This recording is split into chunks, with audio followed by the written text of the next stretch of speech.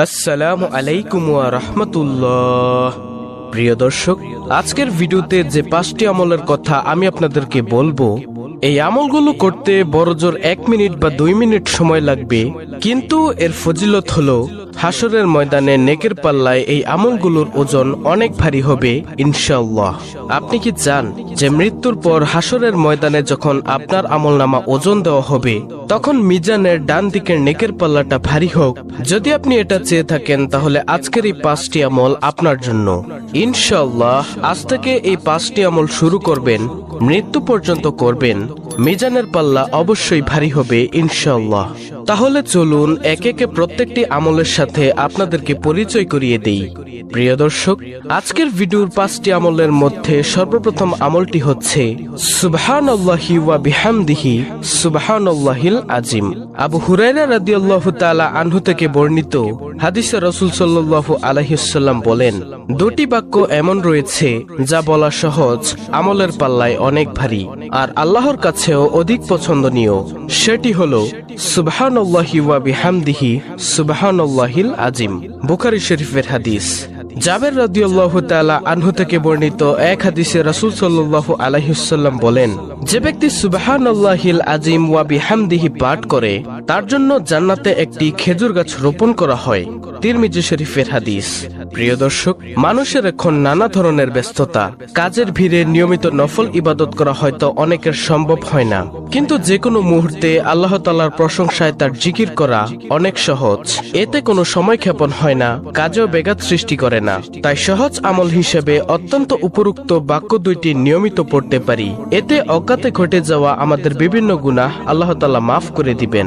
আপনি রাস্তা দিয়ে হাঁটছেন, বসে আছেন, শুয়ে আছেন, কোনো কাজ নেই, যে কোনো অবস্থাতেই থাকুন না কেন প্রিয় দর্শক, সুবহানাল্লাহি ওয়া বিহামদিহি সুবহানাল্লাহিল আজিম এই জিকিরটি অব্যাহত রাখুন। তো প্রিয় দর্শক, 5টি আমলের মধ্যে এই হলো প্রথম নম্বর আমল, সুবহানাল্লাহি ওয়া বিহামদিহি সুবহানাল্লাহিল আজিম। প্রিয় দর্শক, আজকের ভিডিওর 5টি আমলের মধ্যে দ্বিতীয় নম্বর আমলটি হচ্ছে সুবহানাল্লাহ কমপক্ষে 33 বার পাঠ করা। সুবহানাল্লাহ শব্দের অর্থ হলো আল্লাহ তাআলা অতি পবিত্র, যা কোরআনের আয়াত দ্বারা সাব্যস্ত। হযরত আব্দুল্লাহ ইবনে আব্বাস রাদিয়াল্লাহু আনহু বর্ণনা করেন, এই বাক্যটির অর্থ হলো আল্লাহ তাআলা পবিত্র, অর্থাৎ আল্লাহ তাআলা যাবতীয় মন্দ ও সকল প্রকার দুষ্কৃতি থেকে সম্পূর্ণ পবিত্র। একবার হযরত ওমর রাদিয়াল্লাহু আনহু হযরত আলী রাদিয়াল্লাহু আনহুর নিকট প্রশ্ন করেছিলেন, আমরা লা ইলাহা ইল্লাল্লাহ এর অর্থ জানি, কিন্তু সুবহানাল্লাহর তাৎপর্য কি? তখন হযরত আলী রাদিয়াল্লাহু আনহু জবাব দিয়েছিলেন, আল্লাহ তাআলা এই বাক্যটি নিজের জন্য পছন্দ করেছেন, তিনি এই বাক্যটি দ্বারা সন্তুষ্ট হন। এই বাক্যটির জিকির আল্লাহ তাআলার মহান দরবারে অত্যন্ত পছন্দনীয়।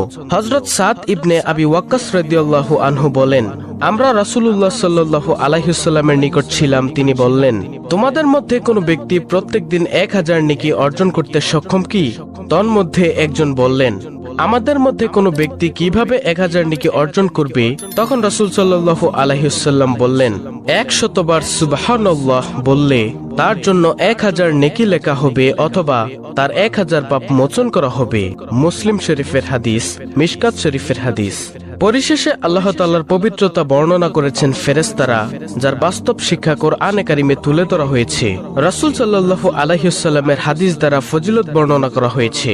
সুতরাং প্রিয় দর্শক, অনেক ছোট বাক্য সুবহানাল্লাহ এর জিকির অত্যন্ত জরুরি। তাই প্রিয় দর্শক, যদি চান মিজানের পাল্লা ভারী হোক তাহলে সব সময় পাঠ করুন সুবহানাল্লাহ।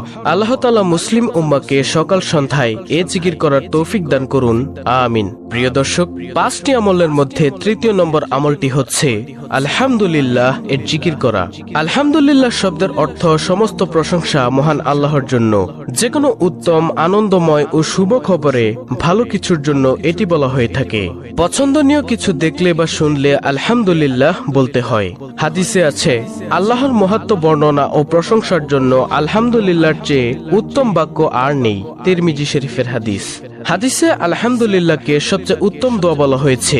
প্রিয় নবী সাল্লাল্লাহু আলাইহি ওয়াসাল্লাম বলেছেন, সর্বোত্তম ফজিলতপূর্ণ বাক্য হলো লা ইলাহা ইল্লাল্লাহ এবং সর্বোত্তম দোয়া হলো আলহামদুলিল্লাহ। তিরমিজি। মহানবী সাল্লাল্লাহু আলাইহি ওয়াসাল্লাম আরো বলেছেন, আলহামদুলিল্লাহ আমলের পাল্লা পূর্ণ করে দেয়, আর সুবহানাল্লাহ ও আলহামদুলিল্লাহ শব্দ দুটি আসমান ও জমিনের খালি জায়গা পূর্ণ করে দেয়। মুসলিম শরীফ।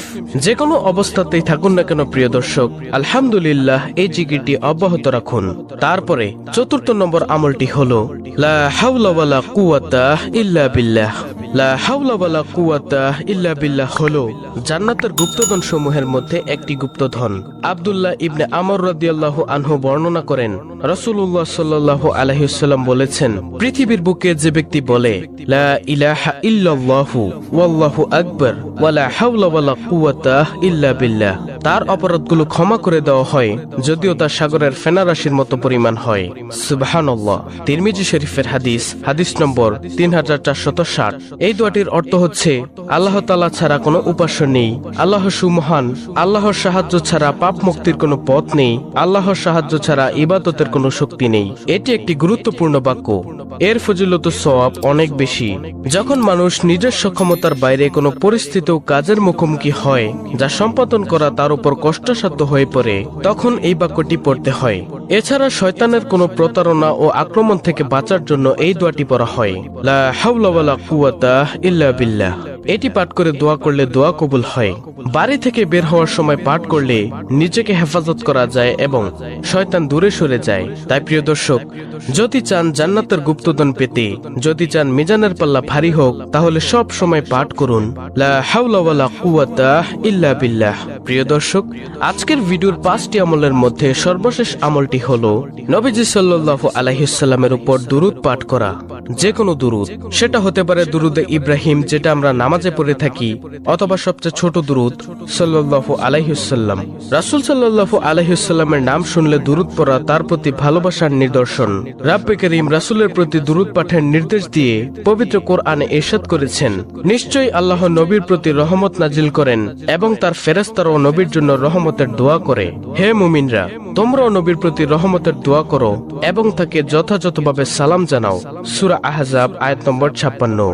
অন্য হাদিসে রাসূল সাল্লাল্লাহু আলাইহি ওয়াসাল্লাম ইরশাদ করেছেন, যে ব্যক্তি আমার প্রতি একবার দুরূদ পাঠ করে, আল্লাহ তাআলা তার প্রতি 10 বার রহমত বর্ষণ করেন, তার 10টি পাপ ক্ষমা করে দেন এবং তার মর্যাদার স্তর 10 গুণ বৃদ্ধি করে দেওয়া হয়। নাসাই শরীফের হাদিস। রাসূলের প্রতি দুরূদ পাঠকারী ব্যক্তি কিয়ামতের দিন রাসূলের একেবারে কাছেই থাকবে। এ সম্পর্কে হযরত আব্দুল্লাহ ইবনে মাসউদ রাদিয়াল্লাহু তাআলা আনহু থেকে বর্ণিত হয়েছে, তিনি বলেন, রাসূল সাল্লাল্লাহু আলাইহি ওয়াসাল্লাম ইরশাদ করেছেন, কিয়ামত দিবসে লোকদের মধ্যে ওই ব্যক্তি আমার অধিক নিকটতম হবে যে ব্যক্তি তাদের মধ্যে আমার প্রতি বেশি বেশি দুরূদ পাঠ করবে। তিরমিজি শরীফের হাদিস। তো প্রিয় দর্শক, এই হলো মাত্র 1 মিনিটে করা যায় মিজানের পাল্লা ভারী করার এমন 5টি আমল। অত্যন্ত গুরুত্বপূর্ণ একটি ভিডিও, তাই ভিডিওটিতে একটি লাইক দিবেন এবং কমেন্টে আমিন লিখবেন এবং ইসলামের আলো চ্যানেলটিকে সাবস্ক্রাইব করে বেল বাটন অল বাজিয়ে দিবেন এবং অন্য মুসলিম ভাই বোনদের কাছে ভিডিওটি শেয়ার করে দিবেন যেন তারাও আমলটি করতে পারে। আল্লাহ রাব্বুল আলামিন আমাদের সকলকে মিজানের পাল্লা ভারী করার এই 5টি আমল করার তৌফিক দান করুন। আমিন।